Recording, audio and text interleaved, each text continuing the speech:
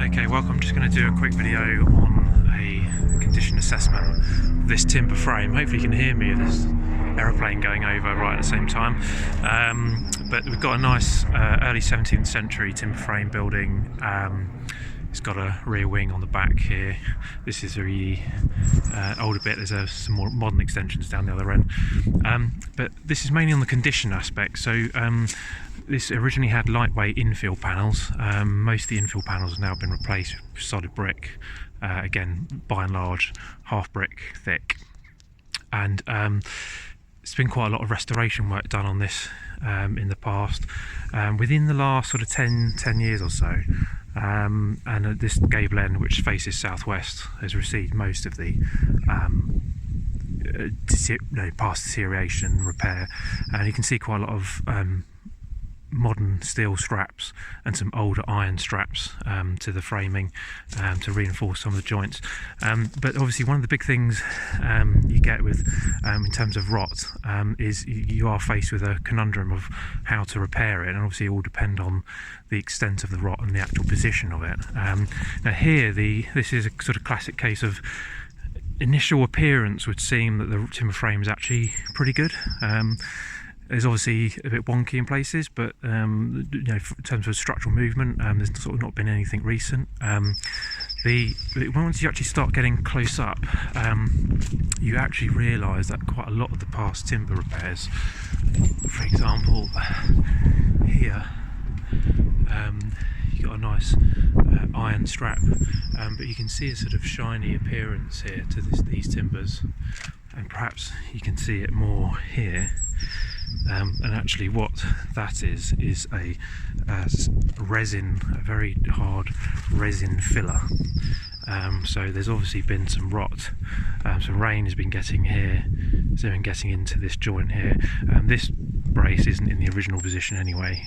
There's no peg holes for it, so this has been put in. So I'm not entirely sure how that's connected. It might just be there's just been put in a slot here.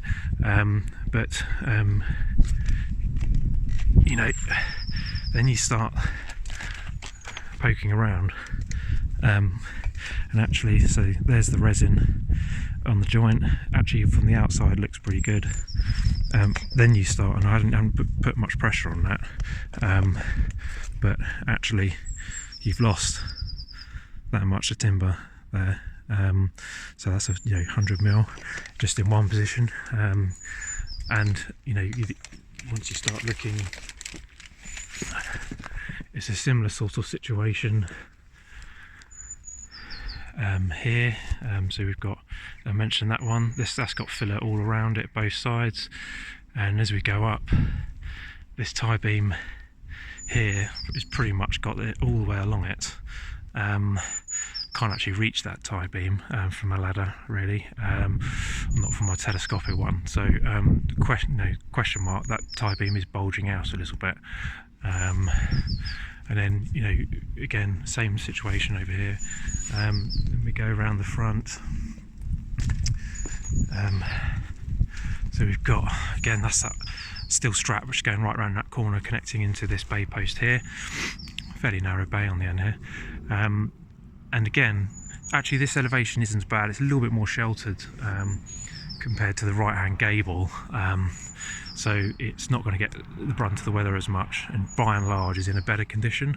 But again, you've pretty much got filler, resin filler on every single joint, which is obviously where you get the rot mostly, because rain will seep into the joints and the mortise and tenons, it will sit in the mortises, and that's where you'll tend to get a lot of the rot. This girding beam here, this has suffered some movement, and the infill panels have bent outwards. So you can see here that some of these studs are actually bent out, and then they've just been, and then you've got a big pocket of filler on the stud there, and then on the girding beam there, then all the way along. Again, you can see the shiny appearance of that. The trouble is with this sort of thing, it's really difficult in a pre-purchase scenario to get to the bottom of the deeper condition and how far you go, because you can't be hacking back the timbers. You can have a sort of discreet probe around. I tend to hit the hammers with a hammer, and then you can start telling some soft areas, areas which are generally pretty sound. They get a good ring to them. Other areas will do sound hollow, and then you can sort of probe around. But the problem with this is that clearly this right-hand gable does have some fairly extensive rot to it still.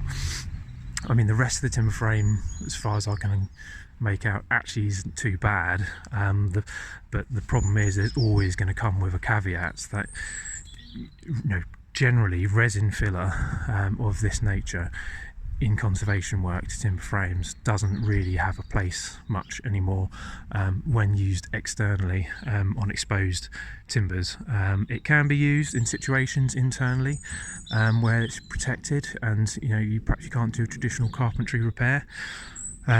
Externally, it was used extensively in the past, 20th century particularly, later 20th century, but it has been shown over time that actually it's not a good repair because the material is much harder than the host timber.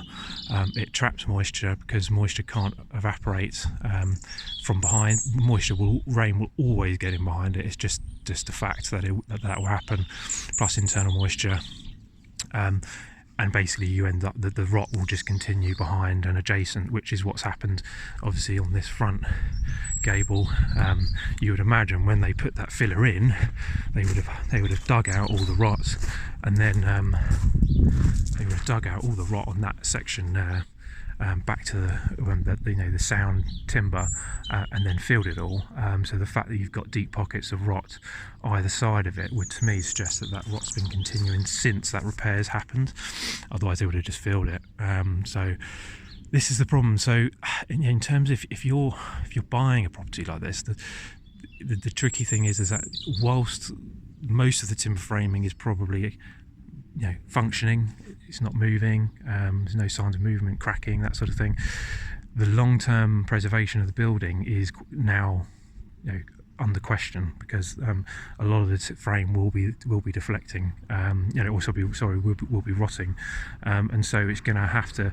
Ultimately, my advice would be you're going to certainly expect some repair works to this gable end again. The rest of the timber frame you're just going to have to keep an eye on, and it's going to just need more maintenance and repair over years, long term basically, and it's not going to be cheap, unfortunately. When you have to do proper carpentry repairs, quite often you have to take all the infill panels out.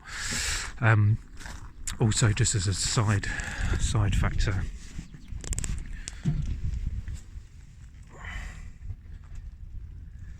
so that's a polymer paint, several layers of polymer paint, just trapping moisture in the walls, so you're always going to get damp in those situations.